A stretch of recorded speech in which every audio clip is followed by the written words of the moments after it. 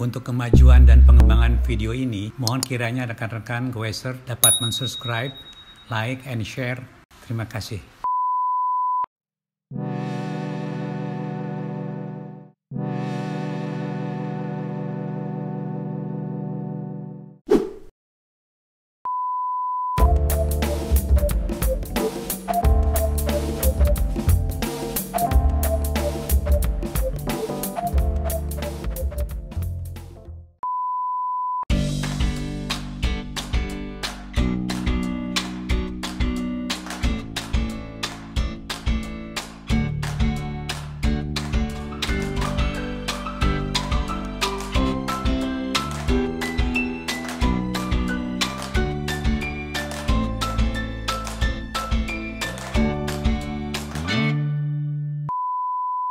Selamat pagi teman-teman saya semua di seluruh Indonesia dan Isbaik.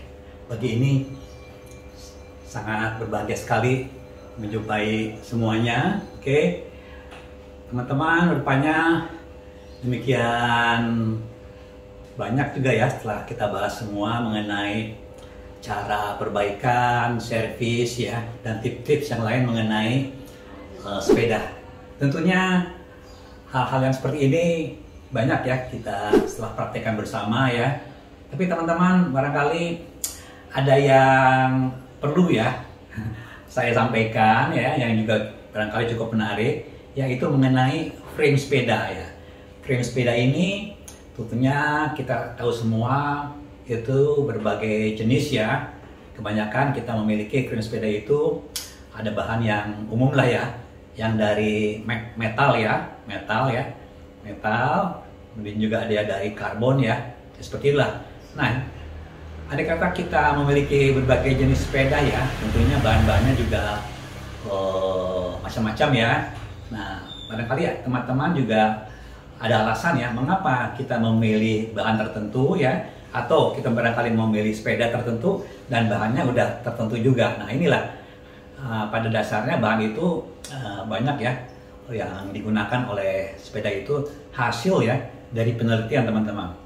Bahan sepeda itu bisa melebihi bahan dari kendaraan otomotif, motor ya, bahkan ini bisa setara dengan kendaraan yang sangat mahal ya, contohnya mobil sport ya dan lain-lain. Jadi andai kata kita berbicara tentang material frame sepeda itu tidak jauh dari pada material yang spesial ya, yang biasanya digunakan untuk kendaraan-kendaraan yang eksotik ya, mobil balap, mobil sport ya, dan bahkan juga bahan yang digunakan oleh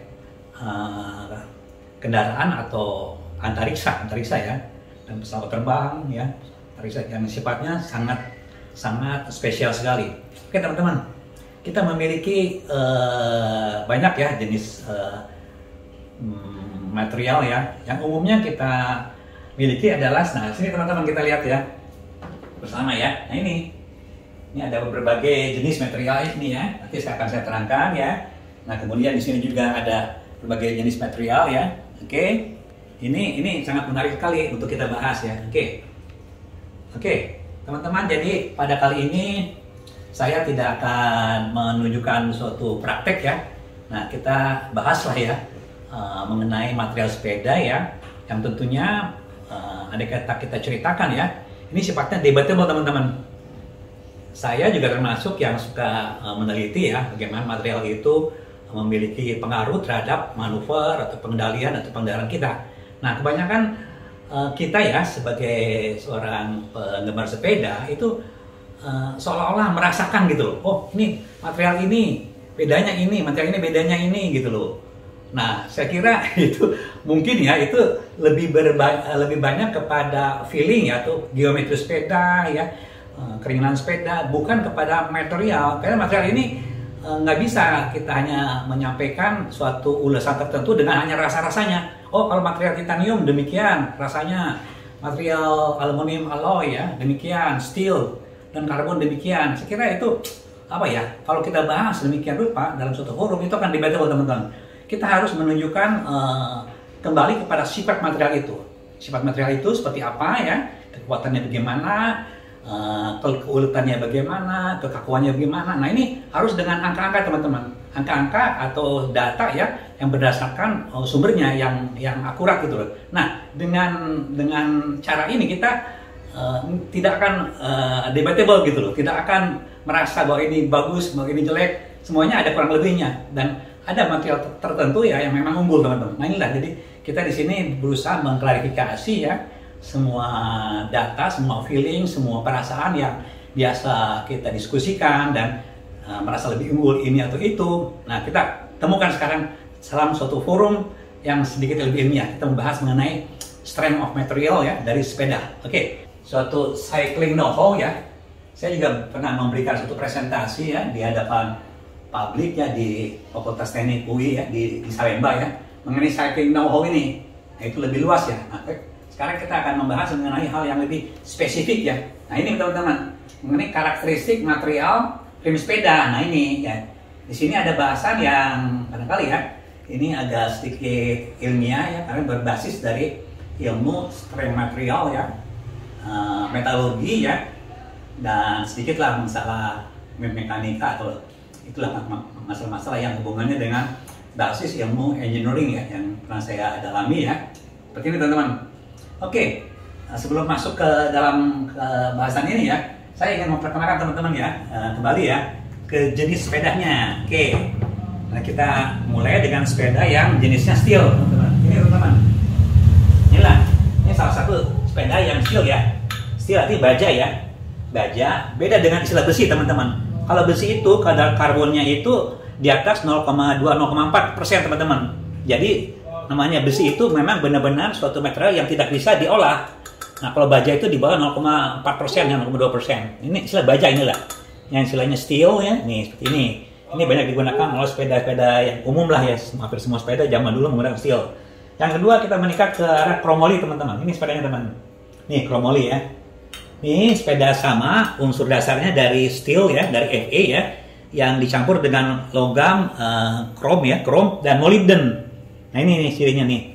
Sepeda ini banyak digemari ya, orang-orang yang apa ya, membutuhkan kekuatan lah, kekuatan kelihatan ya, dan frame yang bisa lebih tipis ya daripada yang steel ini. Nah, kemudian kita habis ini ya, kromoli ya. Nah kita ini yang kedua ya, kita ada, nah ini teman-teman. Kita saat ini banyak menemukan sepeda yang terbuat dari aluminium alloy. Nah, aluminium alloy ini ya. Ini hampir semua sepeda ya. Ini barangkali jenis yang aluminium alloy ini 80% populasi teman-teman. Banyak sekali ya. Ini tingkatnya juga macam-macam. Ini ada tingkat yang tipe seri 6 ya. Seri 6 ya. Nah, kalau ada seri 6 ini angka depannya itu ditambah dengan angka belakang makin besar, angka belakangnya itu makin tinggi campuran pemuatnya. Nah kemudian seri 7 nah ini lebih tinggi lagi teman-teman. Seri 7 ini. Jadi ini mempunyai keunggulan yang lebih dan harganya juga lebih mahal, seri 7. Nah kemudian setelah aluminium, ini kenapa banyak digunakan teman-teman? Karena harganya aluminium ya agak lebih murah ya, cukup murah, lebih ringan dan ya sifatnya ya menguntungkan lah, menguntungkan ya. Kemudian aluminium ya kita lebih meningkat lagi karbon teman-teman nih. Sepeda karbon ya. Nah ini sepeda karbon ini memang ya sangat unggul sekali. Di samping massa jenisnya itu rendah ya atau lebih ringan ya, dia juga kuat teman-teman. Kuat melebihi bahan baja sekalipun ini. Ini kalau di ini kan pengujian tarik ya, tensile strength-nya itu ya, itu cukup tinggi teman-teman. Nanti ada datanya ya. Nah ini fleksibel sekali untuk dibentuk ya dengan berbagai bentuk yang diinginkan gitu loh. Nah ini kenapa bisa kuat itu karena ini dari serat kaca teman-teman, serat kaca ya, serat kaca yang begitu kuat dan dipadukan dengan resin sehingga bentuknya itu bisa fleksibel lah dibandingkan dengan steel atau aluminium alloy. Nah berikutnya kita beranjak dari karbon itu ke sepeda. Nah ini teman-teman sepeda ibaratnya kalau teman-teman kita bilang sepeda sultan lah ya, ini dari titanium teman-teman. Nah, titanium ini termasuk logam jarang ya, dan logam yang tahan karat, jarang tahan karat ya, dan rapat jenisnya, massa jenisnya ini agak rendah teman-teman. Ini jauh ya di bawah dari kromoli ya. Ini sangat ringan gitu loh, sangat ringan dan kuat lihat gitu loh. Karena ini agak logam jarang ya, ya harganya juga mahal teman-teman. Ini bukan murni dari titanium, ini juga udah dicampur dengan campuran yang lainnya gitu, sehingga ini lebih menguatkan lah titanium ya. Oke. Nah, ada lagi satu teman-teman yang barang ini barangkali yang ke terakhir ya, yang ketujuh ya. Ini logam khusus teman-teman. Mungkin jarang ya kita mendengar ada yang namanya logam beryllium teman. Beryllium itu salah satu paduan dari daftar unsur ya yang lebih jarang lagi. Nah, ini juga sepedanya pernah ada ya. Oh, barangkali sekarang tuh jarang diproduksi ya karena tingkat efektivitas price dengan kekuatan bahan atau yang lainnya itu tidak menguntungkan teman-teman. Ini mungkin hanya dimiliki oleh orang tertentu yang memang kolektor sepeda. Bahannya beryllium, nanti kita terangkan. Ini jarang sekali beryllium ini dan sepeda memang ada. Oke, sekarang kita mulai teman-teman ya mengenai pembahasan material sepeda dan hal yang lain berkenaan dengan sifat-sifat material itu sendiri. Oke, nanti kita mulai. Nah, inilah saya berusaha mencoba ya mempresentasikan ya mengenai hal-hal yang lebih spesifik dari material sepeda, sifat-sifat, utilitas dan komposisi kimia ya. Itu udah mendalam ya. Ini mungkin suatu hal yang menarik ya, ini kata teman-teman mengetahui, dan kita menghindari suatu pembicaraan yang debatable ya, yang tidak berdasarkan angka, data dan properties dari material itu sendiri. Mudah-mudahan dengan ini kita akan sadar bahwa semuanya itu mempunyai ciri yang hanya bisa diidentifikasi dari sifat material atau karakteristik materialnya sendiri. Oke, kita mulai ya. Nah, jadi umumnya ya frame sepeda itu ya, ini ada berbagai jenis teman-teman ini. Cara pembuatannya, tube-nya itu sendiri ya. Ini ada berbagai komponen ya. Ini nama-nama dari frame sepeda ya, ini udah tahu teman-teman semua ya sini. Oke. Nah, ini perbedaannya itu ya material ini ya. Yang material itu ada yang bulat ya, ada yang eliptis ya, dan ada yang eliptis ya, satu bagian ya. Ini kan ciri-ciri dari material sepeda. Nah, material sepeda itu teman-teman ya, itu ada yang memiliki perbedaan ya, ketebalan ini di sini. Nah, ini ada 4 jenis ya, ada 4 jenis cara apa istilahnya tuh pembuatan tubing atau material ini sendiri ya, yang membedakan untuk kekuatan frame itu sendiri. Jadi material dari tube sepeda atau batang sepeda ini ya, itu ada yang rata teman-teman ya, rata ya, istilahnya straight gauge ini ya, straight gauge ini rata. Jadi semua material ya dari tubing ini tuh rata teman-teman. Nah, ini rata. Yang ini semuanya ya bisa untuk yang top tube, down tube, dan sheet tube ini. Ini umumnya kalau sepeda murah rata teman-teman. Ini straight gauge ya. Nah, ada lagi material yang diperkuat teman-teman. Jadi bagian tepi atau bagian ujung yang akan berhubungan dengan tube lainnya ya, top tube dan sheet tube ini itu diperkuat teman-teman. Nah, ini istilahnya dengan butted.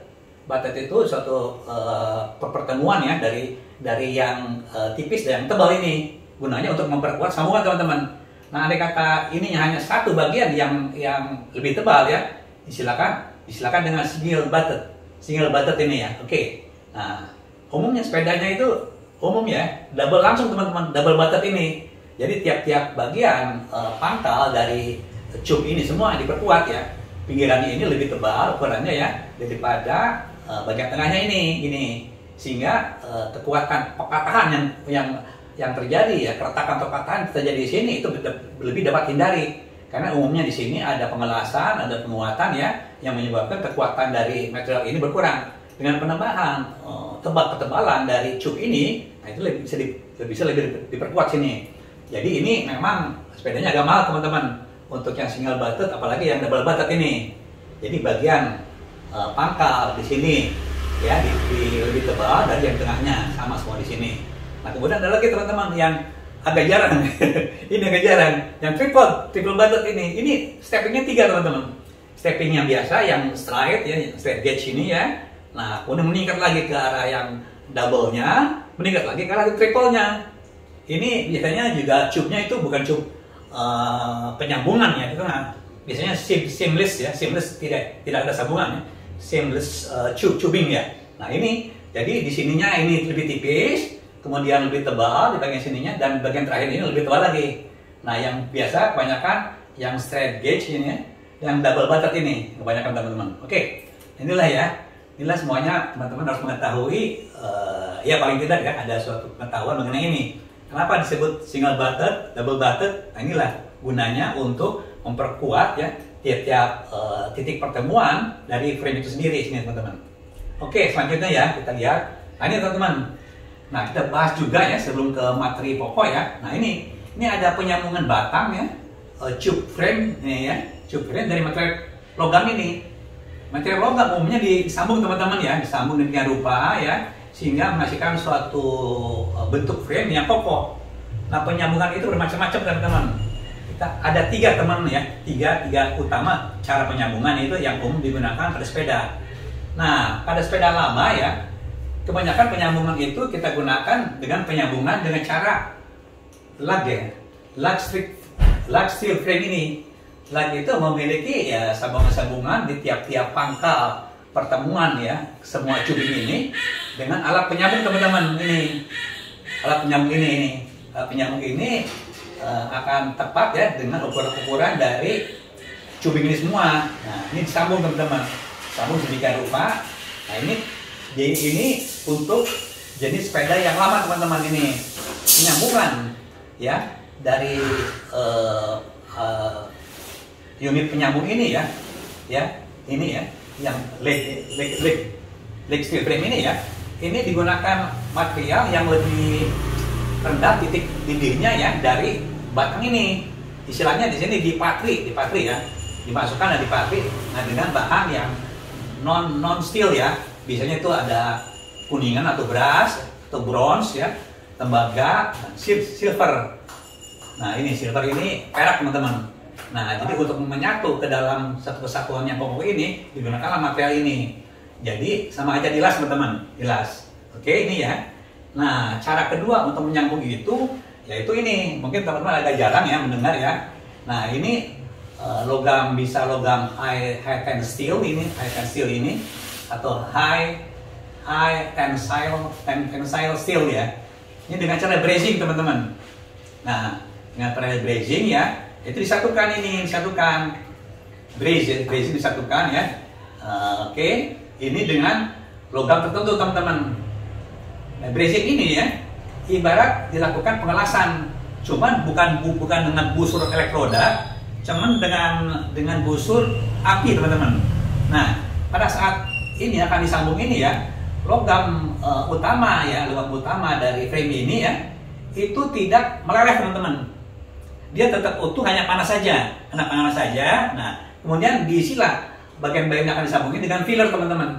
Dengan filler atau dengan bahan sambungan yang dicairkan, dilumerkan ya. Oke. Bahannya itu ya ada aluminium silikon, ada kuningan atau brass, ada bronze ya, ada tembaga. Ini paduan-paduan yang lain, copper silver, gold silver, ada nickel, alloy, dan silver ini.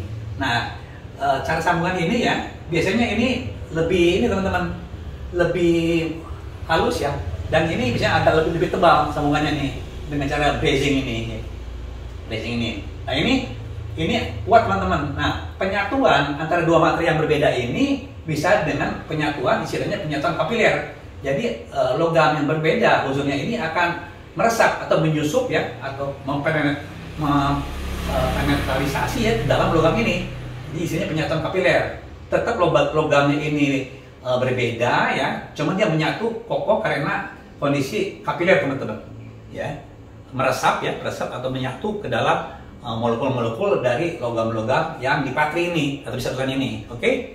Nah yang ketiga teman-teman, yang umum ya digunakan sekarang adalah dengan cara penyambungan ya. Nah ini penyambungan fusi teman-teman. Penyambungan fusi itu dengan cara pengelasan teman-teman ya. Kita gunakan aliran listrik ya, macam-macam ya. Ada pengelasan dengan batang ya, dengan wire ya, WIG, ada istilahnya WIG, TIG ya, wire inert gas ya, pakai gas supaya tidak ada proses oksidasi ya di antara bagian metal yang disambung. Nah, jadi ini contoh teman-teman. Ini ada chromoly ya, chromoly steel ini, chromoly ya, dilas dengan cara TIG ini. Ini tungsten inert gas. Jadi ada busur tungsten yang tahan sekali panas ya, yang untuk menyatukan ini dengan aliran listrik teman-teman. Untuk menyatukan ini biasanya tetap ya digunakan filler ya, atau tambahan logam ya. Nah biasanya ini nih materialnya teman-teman ya, ini sama ya, antara wire ya sebagai pengisinya ya, dan material ininya gitu loh. Jadi ini memang bedanya dengan brazing. Kalau brazing itu frame-nya atau tubingnya ini tidak melumer ya, hanya suhunya bertambah tinggi.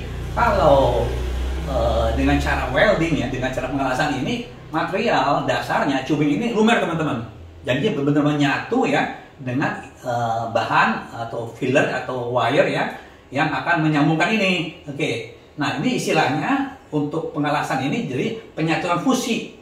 Artinya betul-betul dia menyatu dalam satu kesatuan material yang sama. Nah, kelemahannya teman-teman ya, kelemahan dari welding ini, jadi di sini ada proses kontraksi teman-teman. Kontraksi dari paduan atau material yang jelas ini. Biasanya kalau sepeda yang mahal ya, jadi setelah pengelasan diadakan normalizing teman-teman. Artinya penormalan ya ke dalam suhu yang tinggi, kemudian didiamkan dalam suhu kamar supaya kontraksi material yang ada di dalam pengelasan ini ya itu hilang. Kontraksi material itu menyebabkan dia getas teman-teman, getas ya, dan istilahnya dia tuh mudah karat ya. Kalau logam chrome masih ada karat, dan steel ini masih ada karat ini. Oke, jadi untuk menginikan kekuatan yang sama dengan material tubing yang disatukan ini. Jadi ininya penyatuan fusi, dan di sini diperlukan normalizing untuk sepeda-sepeda yang mahal teman-teman. Oke, misalnya logam titanium ya. Nah, ini biasanya itu diadakan suatu pemanasan ulang ya, dipanaskan di sini, nah didinginkan lagi ke dalam suhu kamar gitu. Ini saya ingat jadi pelajaran metodologi ya, ilmu logam ya waktu saya kuliah dulu ya. Oke, ini contohnya teman-teman. Oke ya, teman-teman udah jelas semuanya ya. Yang paling terakhir itu kebanyakan kita menemukan suatu kondisi, suatu penyambungan sepeda dengan proses welding ini, dia penyatuannya fusi ya. Ini yang ini mungkin agak jarang, tidak lama, yang ini juga agak jarang kita temukan. Oke, kita selanjutnya ke babakan. Nah ini teman-teman, nah inilah contoh-contoh jenis material digunakan ini. Ini ada, saya mengolek ya, ini titanium ini ya, material ini ke dalam nanti kita uraikan 7 teman-teman ya, 7 karena yang alloy ini saya bagi 2 ini, untuk yang tipe 6 dan tipe 7. Ini contoh teman-teman, contoh material dari semua sepeda. Nah kita bahas pertama-tama teman ya, untuk yang ini, untuk baja ya, baja bisa kita gunakan ya, tipenya yang seri 1020 ini, high tin ya, high ten steel ini. Kenapa disebut high ten? Itu berbeda dengan baja biasa. Ini baja yang sudah diperkuat untuk penggunaan industrial atau penggunaan di otomotif gitu ya. Ini udah diperkuat teman-teman, beda ya. Nah ini berat jenisnya ini 7,8 teman-teman. Nah ini biasanya bahan baja ini ya kita gunakan untuk sepeda touring, komuter, BMX dan Kelly ini. Ini banyak lah hasilnya ya. Dan di sini ya agak lebih murah. Nah kemudian kita lebih populer lagi ya. Kemudian kita gunakan chromoli teman-teman. Nah, ini gunakan baja tetap ya, tapi dipadukan dengan logam chrome yang agak tahan karat ya, chrome ya. Ini juga biasanya dengan stainless steel juga menggunakan chrome teman-teman. Ya, chromoli ya, chrome dan molybden nih. Molybden itu logam yang agak jarang dan kuat ini. Jadi satu kesatuan dengan komposisi tertentu. Ini rapat jenisnya atau massa jenis ini 7,8. Jadi lebih rendah ini dari high ten steel ini. Oke, jadi yang memang berat itu EV teman-teman. Oh, Hero steel ya. Oke, Hero ini. Nah ini populer teman-teman di kalangan penggemar sepeda yang lebih tinggi lah kualitasnya ini. Ini ada MTB, hybrid, touring, road, gravel, Shelly. Ini umumnya ini sepeda yang lebih ringan ya dan agak tahan karat di sini. Nah, yang selanjutnya kita ke aluminium alloy. Serinya juga macam-macam di sini teman-teman. Ada yang seri 4130 dan seri 4140 ini. Seri ke atas lebih kuat ya, tapi biasanya lebih getas. Oke, yang selanjutnya ini aluminium alloy ya, alutech ya. Tech itu teknologi ya. Yang seri 6061 dan 7075. Nah, seri juga macam-macam teman-teman, tergantung pabrikannya ini. Ini biasanya material aluminium alloy ini sebagian itu dari rangka pesawat teman-teman. Jadi memang ini istimewa ya. Tanyakan dari pesawat yang udah usang, olah lagi, dilebur lagi, jadikan suatu tube ya. Nah, jadikanlah suatu material sepeda. Nah, ini rapat jenisnya ya, ini rendah teman-teman ya. Ini kurang lebih ini sepertiganya ya. Sepertiganya lebih ya ini sepertiganya teman-teman ya, ini 2,8 ini. Nah, ini banyak teman-teman ya. Bisa di semua jenis sepeda, MTB, hybrid, road, gravel, Shelly. Nah, ini teman-teman yang agak istimewa. Ini udah mendekati sepeda Sultan teman-teman, serat karbon. Yang tadi aluminium agak murah, ini serat karbon agak mahal karena membuatnya agak sulit teman-teman. Harus pakai mold ya, terus pakai resin berlapis-lapis, dikeringkan dengan suhu tertentu ya, atau itu menyatu dan harus dibentuk ya. Nah, inilah ini serat karbon. Istilah serat karbon itu disebut high modulus carbon fiber. Nah, jadi bukan serat karbon aja, digunakan epoksi. Epoksi itu penguat, memperkat dari serat karbon itu sendiri supaya membentuk sesuai dengan bentuk yang diinginkan. Gunakanlah epoksi ya. Oke, ini. Nah, rapat jenisnya atau berat jenisnya ini, nah dibandingkan awal ini lebih rendah teman. Ini 2,8, ini 1,8 ini. Nah, ini sepeda Sultan, agak sepeda Sultan nih. Ini yang bisa MTB, hybrid, road, Shelly ya, ini teman-teman. Nah, ini yang selanjutnya titanium. Titanium ini juga berbagai seri teman-teman ya. Nah, saya ambil contoh ya, seri yang titanium digabung dengan 3% aluminium dan 2,5% vanadium ini. Nah, ini macam-macam lah, ini tergantung standar industrial ya yang mengeluarkan ini. Ini logam yang sangat kuat teman-teman ini. Oke, nah ini ada suatu rapat jenis teman-teman ya. Rapat jenis ini memang ini agak rendah ya, lebih ringan ya, lebih ringan dari kromoli ini. Ini 7,8, ini 4,8 ini.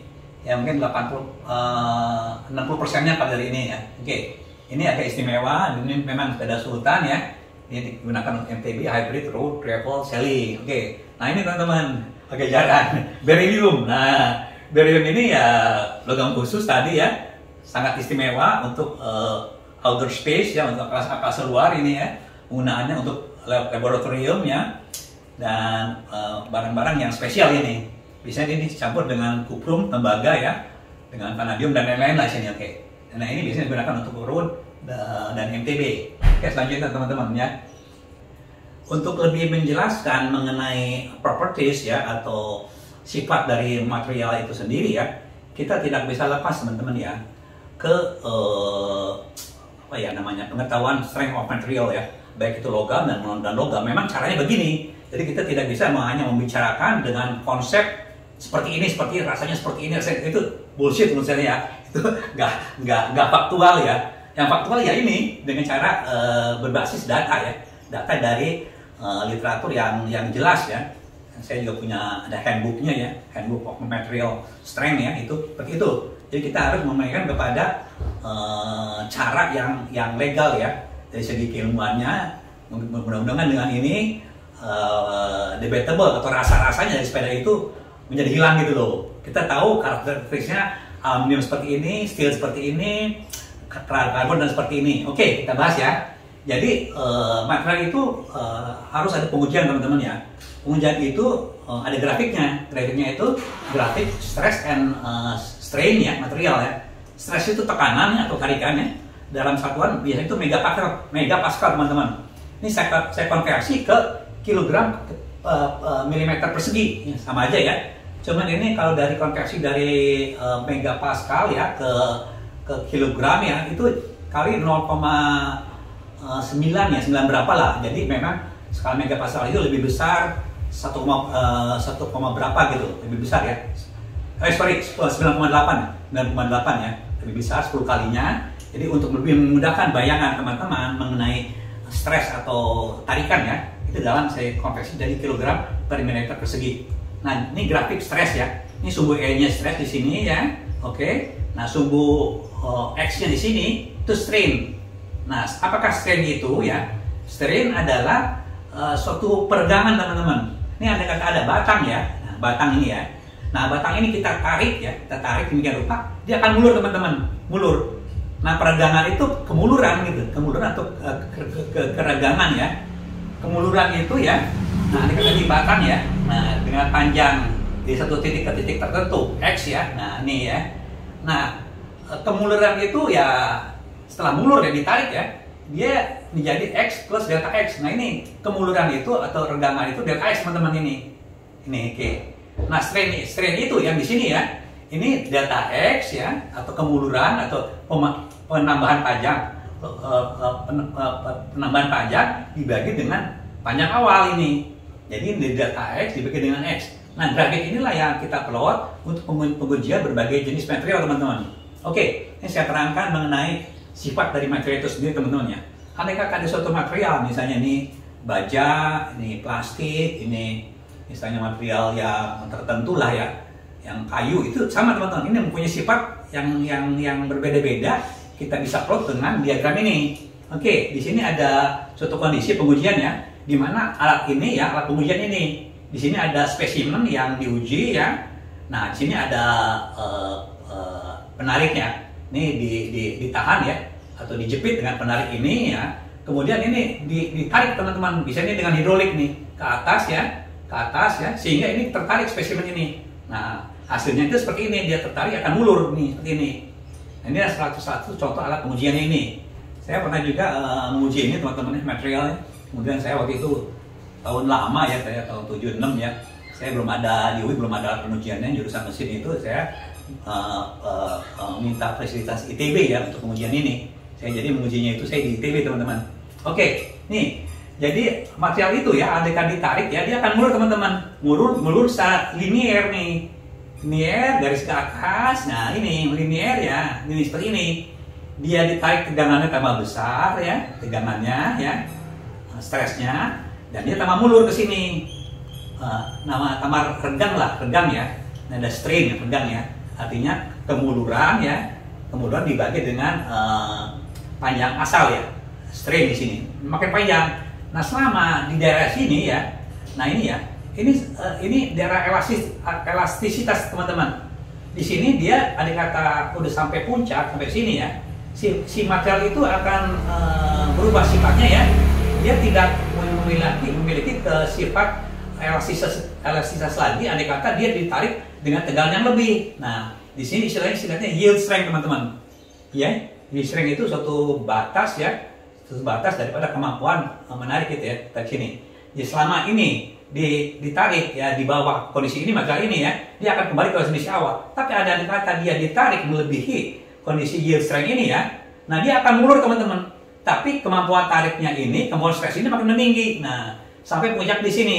Nah di sini puncaknya nih. Nah setelah dia ditarik terus ya, nah kemudian dia tetap mulur, cuman kemampuan tegangannya ini akan menurun sampai suatu titik akhirnya dia patah ya. Fracture itu patah teman-teman ya, patah ini. Nah inilah, nah dia titik patah nih. Dia ketika patah ini ya, ini pada kondisi kepanjangan tertentu ini. Nih ini panjangan tertentu ya, delta X plus X ini, delta X plus X ini. Nah inilah kondisinya seperti ini. Nah mengenai pengujian ini ya, ini adanya si yang modulus ya, mau menemukan itu yang modulus elastisitas ini ya. Itu suatu besaran untuk melihat ya kekakuan ya material sendiri, kekakuan material ya ini ya, itu adalah suatu kondisi di mana besarannya itu tegangan ya dibagi dengan strain ini. Nah ini tingkat modularitas ini, jadi tetap ya tegangan ya ini dibagi dengan modularitas. Ini satuannya tetap dalam kilogram per milimeter persegi. Nah, oke. Nah, jadi besaran daripada ini semua nanti akan kita notasikan semuanya pada setiap program itu ya. Dalam ini teman-teman. Oke. Pertama tadi ya, ada rapat jenis ya. Rapat jenis ringannya daripada beban itu atau beratnya itu. Yang kedua, ada tingkat ya, ultimate strength atau kekuatan bahan ya. Bahan itu makin besar ya, ultimate strength-nya ini makin kuat. Oke ya. Nah, yang ketiga ya, suatu kondisi kekakuan dia, kakunya dia. Jadi dia nggak mudah tertarik atau nggak mudah mulur ya. Dia kaku teman, kaku. Tingkat kelenturannya kaku ya. Nah ini disebut dengan modulus elastisitas ini. Ya tetap dalam kilogram force per milimeter persegi. Nah, yang terakhir teman-teman, itu tingkat keuletan ya. Uletan itu, nah ini uletan itu sampai dia patah teman-teman, ya. Dari kita tarik demikian rupa meninggi terus ya, proses penarikannya di sini dia sampai akhirnya dia patah. Nah inilah tingkat uletan atau lihat ya dari material. Nah ini kita notasikan dalam persen teman-teman. Berapa persen ya si material itu bisa mulur dari kondisi awal. Oke. Jadi tinjauannya nanti akan kita bahas ya mengenai dari berat material itu, berapa jenisnya atau massa jenisnya. Yang kedua dari kekuatan material itu sendiri di ultimate strength ya. Yang ketiga kekakuan ya, modulus elastisitas ini ya. Yang keempat dari ini keuletan. Nah 4 besaran inilah yang kita bahas. Jadi teman-teman tidak bisa lepas daripada ini semua. Jadi kita nggak ada istilahnya, oh lebih ini, oh lebih nyaman, lebih meredam, itu nggak ada teman-teman. Nanti besaran ini yang akan kita bahas semua. Yang menginginkan suatu tingkat objektivitas ilmiah teman. Oke, kita lanjutkan.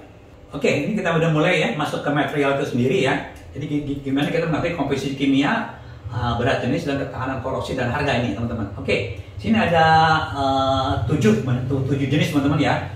High tension steel, chromoly, aluminum alloy 2 jenis, carbon fiber, titanium dan beryllium teman-teman. Oke teman-teman, sini kita skip aja ya. Ini adalah komposisi teman-teman ya. Komposisi daripada high tension steel 1020 ini ya. Nah ini teman-teman, di sini tetap ya. Ini ada kadar karbon yang tadi saya sampaikan ya. Andai kata ini kadar karbonnya di atas 0,21 ya, mungkin melebihi itu kayak 0,4 itu nanti bukan baja lagi teman-teman. Ini udah pig iron, ini udah besi.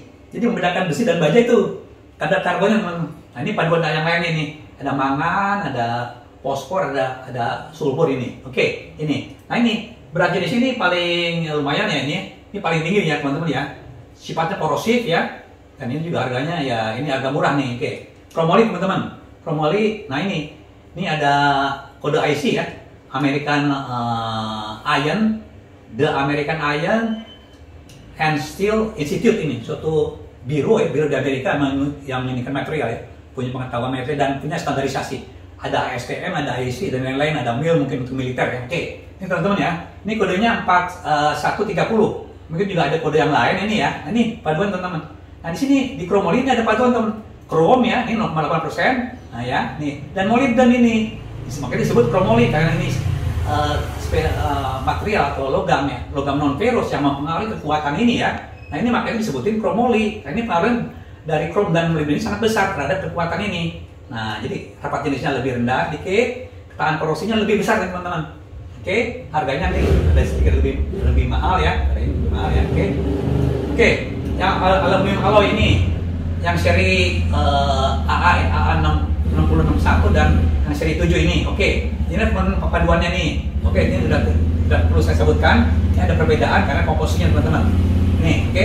Nah ini rapat jenisnya yang tipe ini ya, tipe yang karena aluminium lebih banyak ya, jadi lebih ringan teman-teman ketimbang aluminium alloy yang lebih kuat. Ini lebih lunak, ini lebih getas teman-teman. Nah, tahan korosi ini lebih bagus daripada chromoly ini. Awet lah ini ya, tidak gampang terkena oksidasi. Kemudian harganya yang ini ya ini lebih murahan ya. Nah ini sebanding ini dengan chromoly ini. Oke. Nah carbon fiber ini ada carbon fiber composite dia dikomposisikan ya. Ini ada carbon fiber CFRP carbon fiber reinforced polymer atau plastis sama aja ya. Oke. Nah ini teman-teman, ini salah satu contoh aja ya.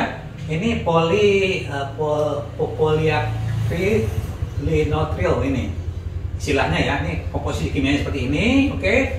Di sini ada berat jenisnya. Nah ini berat jenisnya ini hampir setengahnya teman-teman ini daripada aluminium alloy ini. Ini ringan teman-teman ya. Korosi juga bagus nih ya, nggak gampang korosi. Cuman ini hati-hati teman-teman nih. Ini ada, kalau ini kita pakai dengan guncangan banyak ya, jadi dia banyak kena proses vibrasi, ini lebih rapuh teman-teman ketimbang bahan non logam ini. Jadi karena ada kena vibrasi ini, dia komposisi dari perekatnya ya atau ininya ada yang mengikat karbonnya itu lebih nanti bisa rusak teman-teman. Nah ini makanya itu usianya juga ini agak terbatas ya. Nah ini harganya juga ini teman-teman agak mahal dengan kondisi ini seperti ini. Poinnya 2 ya. Titanium teman-teman. Nah titanium ini juga macam-macam ya. Saya ambil titanium dipadukan dengan 3% aluminium dan 2,5% vanadium ini. Komposisi seperti ini ya. Nah, sifatnya ini, rapat jenisnya ini. Rapat jenis ini nomor 5 teman-teman ini ya. Lebih rendah daripada ya kromoli ini ya, tapi lebih tinggi daripada ini aluminium dan karbon ini. Nah, korosinya juga bagus teman-teman ini. Ya kan, maka itu ini agak sepeda sultan dan harganya agak mahal teman-teman. Beryllium, nah ini ini sepeda koleksi, ini jarang sekali orang punya. Bahkan di dunia ini jarang barangnya teman-teman ini ya. Ini ada unsur beryllium dipadu dengan yang lain ini seperti ini, oke? Ini, nah ini rapat jenisnya jauh teman-teman. Ini rapatnya, bayangkan ini beryllium ini ya, rapat jenisnya itu udah mendekati karbon teman-teman ini, karbon. Jadi luar biasa, logam ya, dan jauh daripada aluminium ini, setengahnya lah daripada aluminium ini. Luar biasa nih logam ini, makanya sangat mahal. Oke, seperti ini ya. Ini porsi juga luar biasa, ini harganya sangat mahal teman-teman. Oke, selanjutnya mengenai kekuatan, kekakuan dan kerutan material. Nah, jadi untuk itu ya kita berorientasi kepada berat jenisnya ya. Nih, ini ada kekuatan material, ultimate strength ya, dalam kilogram force milimeter persegi. Ada kekakuan atau stiffness ya, dalam kilogram per milimeter persegi. Dan, nah ini keuletan, ductility dan atau elongation, proses pemanjangannya nih, seperti ini teman-teman ya. Nah ini kita kembali bahas teman-teman satu-satu ya. Nih, ini high tensile ini. Nah ini rapat jenisnya teman-teman. Ini paling berat ini. Nih, oke. Nah, kekuatan materialnya ini sini. Ini urutan ke-6. Nah, perlu saya sampaikan, ini kita ada 7 teman-teman ya. Ada 7 kriteria, ada 7 ranking ya. Ke-7 itu terendah ya, ke-1 itu tertinggi. Nah, kita lanjutkan ya. Nah, kekuatan materialnya juga ini kurang kuat teman-teman. Baja teman-teman ya. Ini urutannya ke-6. Kekakuan. Nah, ini baja rupanya lebih kaku teman-teman. Urutannya ini urutan ketiga ini, lebih kaku. Nah, keuletan ini, nah ini dia baja itu andaikan ditarik teman-teman ya, itu mulur. Dia kuat mulur gitu loh. Sehingga andai kata dia jatuh, kita betulkan atau kita tekuk atau kita apa, itu tidak masalah. Akan strukturnya akan tetap kuat ya, kembali ke posisi semula. Karena ini nomor 1 nih keuletannya nih. Keuletan itu kekakuan untuk dia memanjang sampai dia putus gitu loh kan. Oke? Nah, kromoli teman-teman ya. Rapat jenisnya ini urutan ke-6, kemudian kekuatan materialnya urutan ke-5 ya. Lumayan lah ya. Ini ya. Lebih tinggi lah dari steel ini ya. Nah, kekakuannya ini, nah ini lumayan kaku teman-teman ini.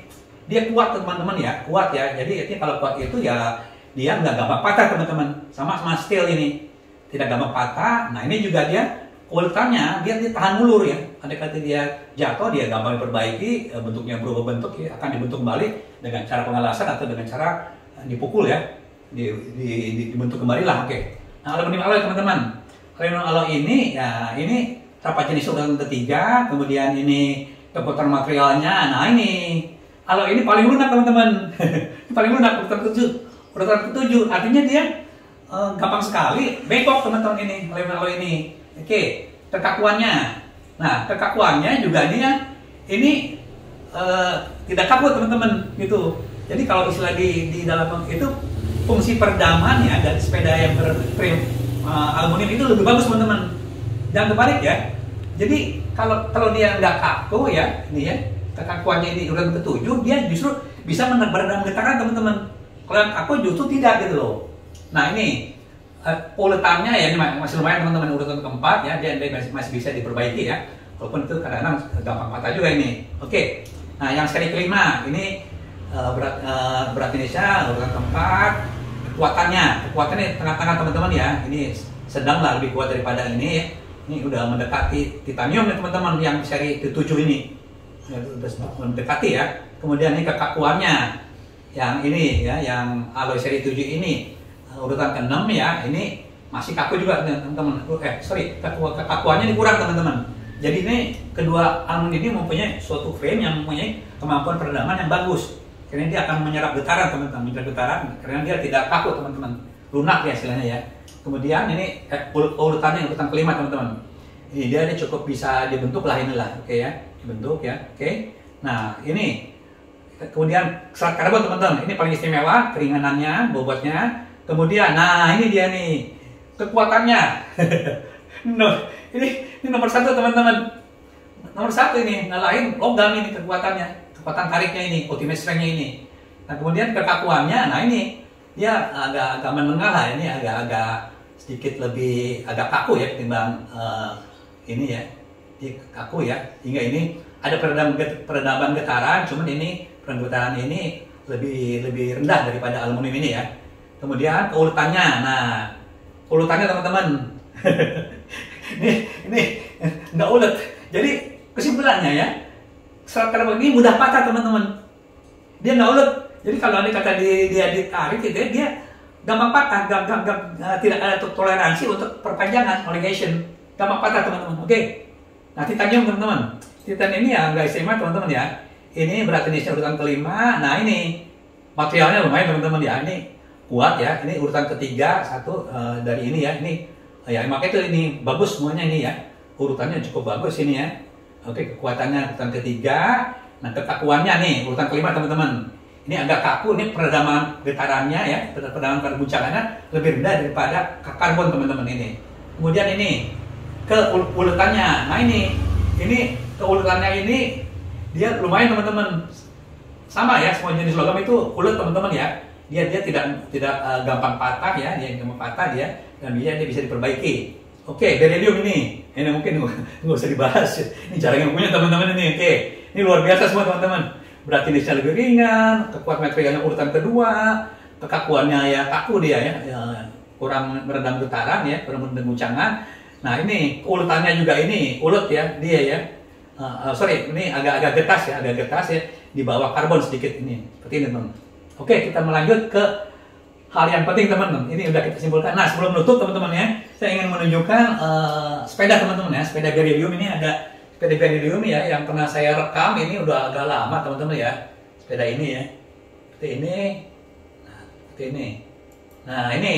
Nah sepeda beryllium ini teman-teman ya, ini ini dari Suara Karya. Dulu saya masih kuliah tahun 78 masalah ya. Ini saya kan senang sepeda dari udah lama, sehingga saya clipping sepeda. Loh, saya kaget gitu loh. Ada sepeda yang bahannya yang saya tahu hanya titanium. Nah ini ada beryllium nih, buatan Amerika ini. Ini kerangkanya ini dari beryllium. Oh, ini unsur jarang teman-teman. Tidak heran harga sepeda ini 26.000 US dollar kali 15.000. Jadi 1,5 mungkin 300 juta lebih teman-teman. Harganya 300 juta teman-teman ini kenyataan teman ada gitu loh. Sepedanya tapi diproduksi mungkin sekarang enggak kali ya. Nah ini sebagai pengetahuan aja. Jadi ini rangkanya juga ini 2 pon ya, setengahnya lah 1, berapa kilo lah ini ya, 2 pon dibagi 0,5 ya. Sorry ini beratnya 4 pon, beratnya hanya 2 pon nih, 2 kilo 2 pon ini ya, ini gitu loh.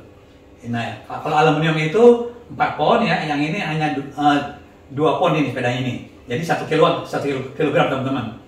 Nah ini dibikin oleh American Bicycle Manufacturing Corporation ini. Ini udah ada teman-teman. Oke, dari Amerika. Nah satu lagi teman-teman. Ada yang dari Rusia teman-teman. Nah ini asal Rusia. Nih sepeda buatan asal Rusia ini. Nih dulu katanya mau masuk pasaran dunia. Nah ini ya, ini disebutkan di sini.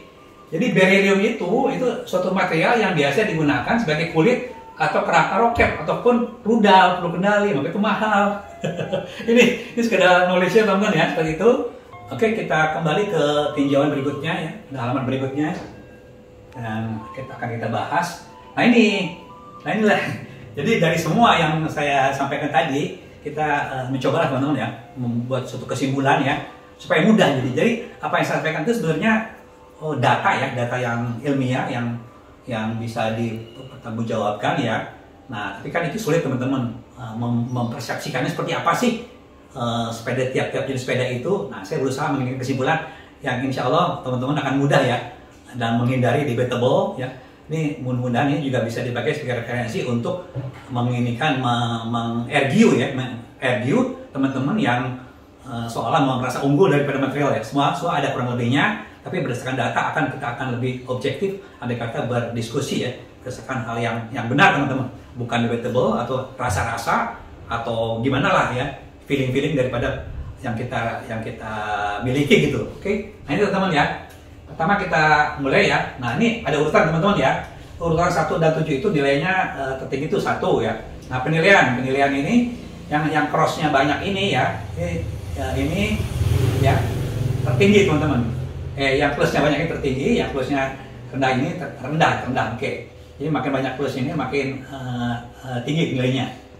Terbalik ya, yang urutan 1 ini makin tinggi nilainya ada ke urutannya 1 ini. Oke.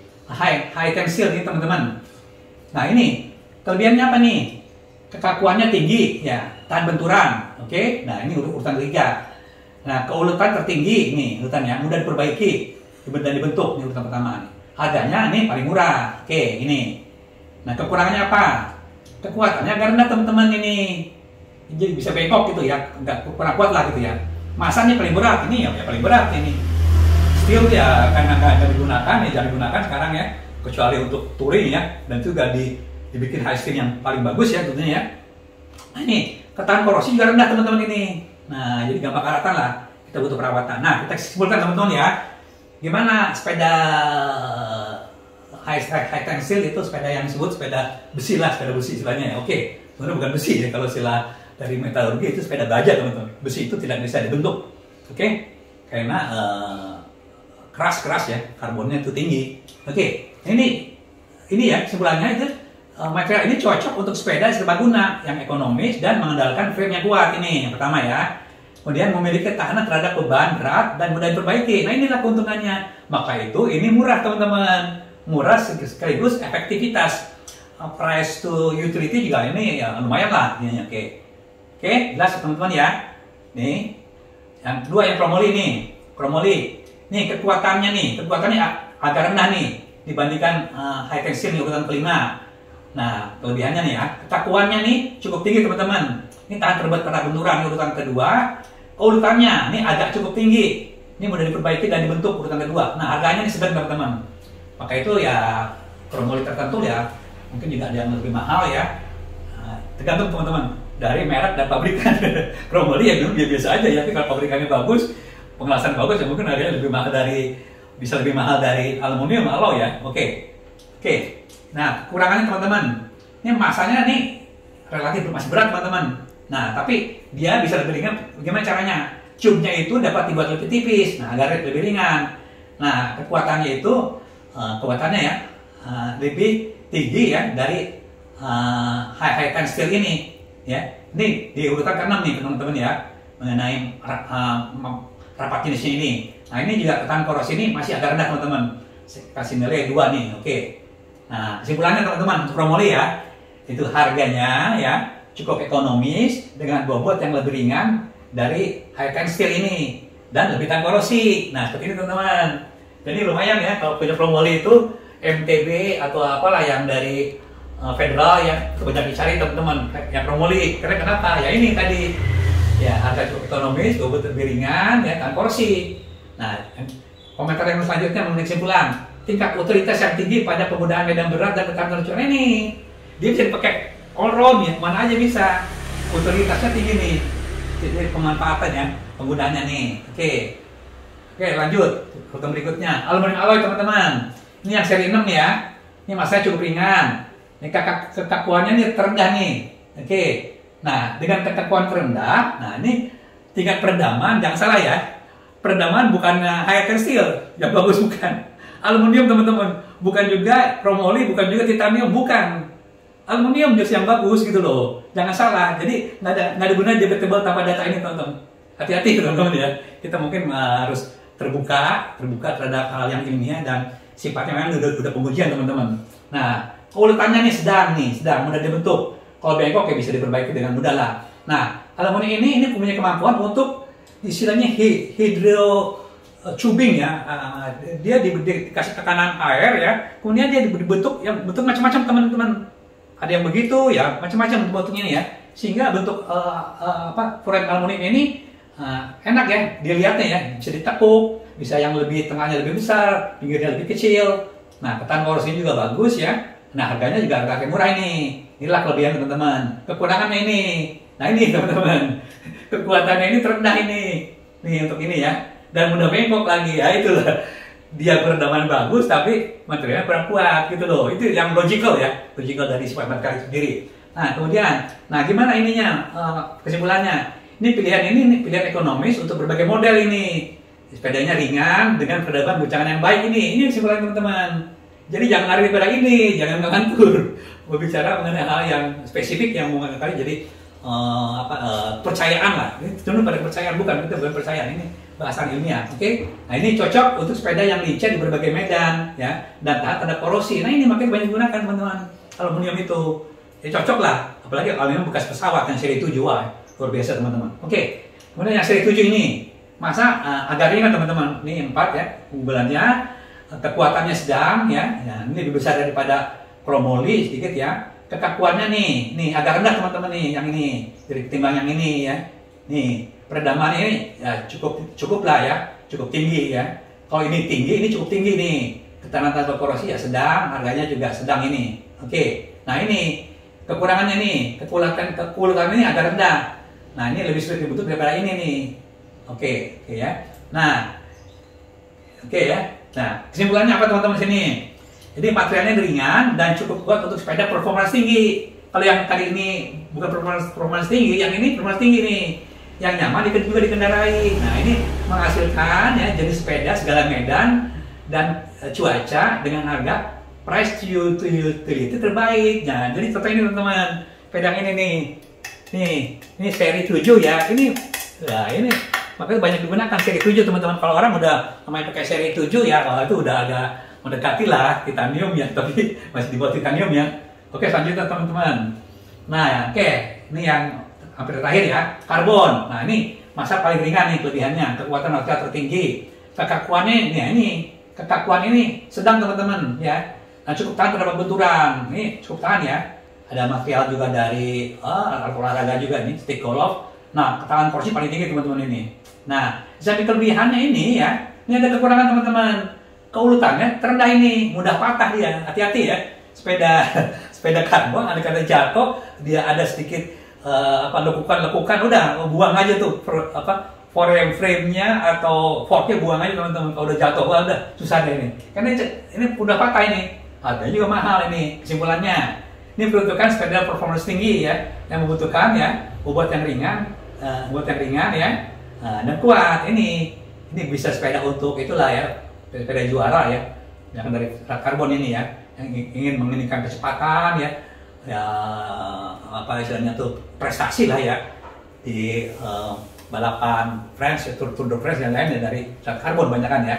Nah, ini mudah dibentuk ini dengan cara mold ya, dengan resin ya, dalam desain khusus yang sudah dibuat dengan material logam. Nah, ini mau bentuk apa aja dekat karbon silakan, karena itu hanya dicetak teman-teman ya, cetak dengan resin. Oke, jadi bentuklah gitu. Oke. Nah, inilah kelebihan karbon. Titanium teman-teman, nih ya titanium ini, ya ini masa ya, ini lebih ringan dari Chromoly ini, urutan kelima. Kekuatan material cukup tinggi nih dari Chromoly ya. Nah, ini kekakuannya agak rendah teman-teman. Nah, peredaman cukup nih ini, urutan kelima. Keuletan agak tinggi nih, uletnya lebih ulet ya. Jadi dia kalau jatuh bengkok ini bisa dibenerin teman-teman. Yang titanium nih, ya jadi masih mungkin disebut ini mudah diperbaiki dan dibentuk ini. Nah, ketahanan korosi, nah ini lebih tinggi nih. Ini ya, ini lumayan teman-teman ya. Kita kalau punya titanium ya ada bocor sedikit nggak akan kelihatan teman-teman. Harganya mahal ini. Ini sedikit ini. Oke.